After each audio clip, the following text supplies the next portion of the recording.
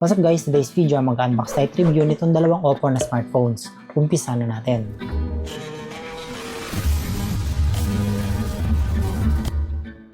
Itong mga hawak ko guys ay Oppo A3X at Oppo A5i. Parehas sila running sa Snapdragon na CPU. Buksan na natin sila and tingnan natin kung maganda ba yung mga ganitong models.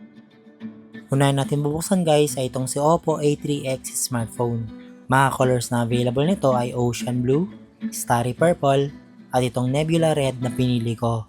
4GB, 64GB ang common na variant nito sa Pinas. Makakasama niya sa package ay user's manual SIM ejector pin, kulay itim na phone case, 45 watts AC charger, at USB Type-C cable. Ito naman guys, buksan din natin si Oppo A5i smartphone. Mga colors na available nito ay Nebula Red at Starry Purple naman yung pinili ko. Makakasama niya naman sa package ay user's manual SIM ejector pin, transparent naman yung phone case nito, USB Type-C cable, at 45 watts AC charger. And ito na guys yung dalawang phones natin. Sa kanang bahagi ng phone ay nandito yung volume buttons at power button. Meron na rin yan fingerprint na function. Sa left side naman ay lagayan ng SIM card at SD card. Pwede dyan dalawang SIM kasabay ng micro SD. Sa taas ay walang mga ports or button. At sa baba naman ay nandito yung 3.5mm jack, microphone, Type-C port at speaker ng phone. Dito sa likod niya ay merong 8MP main camera at yung flashlight ng phone. Plastic back panel yung likod ng phone natin, pero aesthetically maganda yung pagkakakulay sa kanya, lalo na yung purple na parang nag-iiba yung kulay, depende sa viewing angles. Okay na tayo guys sa parts ng phone, start na natin yung Android para ma-check ang kompletong specs at ma-testing sa games. Ito na siya, nag-start na, na-setup ko na din. ColorOS ang operating system based on Android 14. Snapdragon 6S 4G Gen 1 ang CPU, octa-core na yan guys, 6.67 inch, 90Hz HD Plus IPS LCD, 5100 mAh ang battery, 64GB ang ROM at 4GB naman ang base RAM. Meron siyang memory expansion, up to additional na 4GB. Slide nyo lang doon sa 4GB tapos restart ng phone para ma-apply ang setting. Pagka-reboot ng phone ay total of 8GB RAM na si Oppo natin. Pero kumuha yan guys ng memory sa internal storage para bumilis kahit paano yung running ng mga apps at multitasking. Ito naman yung mga special features ni Oppo smartphone. At common sa Oppo na brand na bukod sa Google Play Store ay meron silang app market. Same function para makapag-download ng apps or games, pero mas gusto ko pa din mag-download sa mismong Play Store. Next ay subukan natin yung camera. At ito na yung mga sample images and videos captured ng ating Oppo A3X at Oppo A5i smartphone.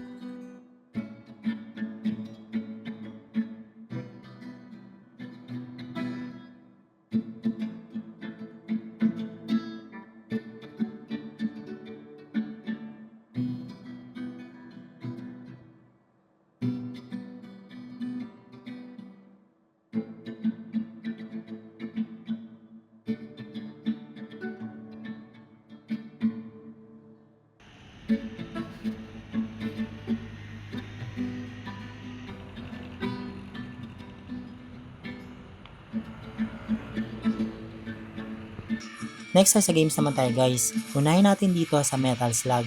At smooth naman siya kahit naka-manual aiming tayo sa setting, kaya pwedeng na to sa mga 2D games na similar dito.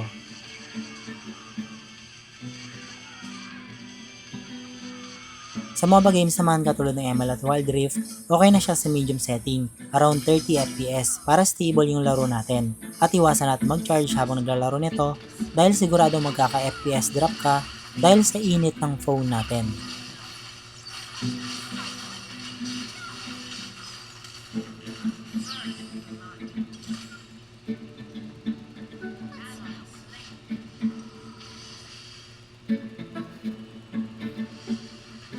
Dito naman sa FPS na CIDM, meron siyang gyroscope pero hindi siya ganun ka-responsive para sa akin.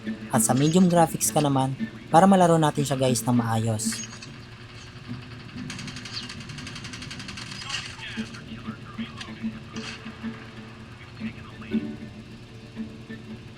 Yan panghuling laro ay itong RPG na Diablo Immortal. Up to medium graphics din pwede sa kanya. Pero I suggest kapag RPG games, mag low or very low settings ka na lang, lalo na kung pang matagalan na laro, para iwas overheating ng phone natin.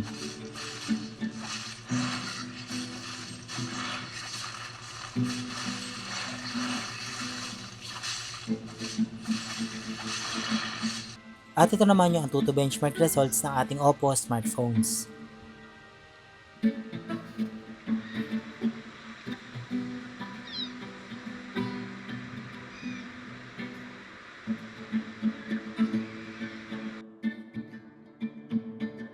At conclusion natin guys, una sa lahat, magkapares lang ng hardware yung A3X at A5i, kaya either of the two, same quality lang sila.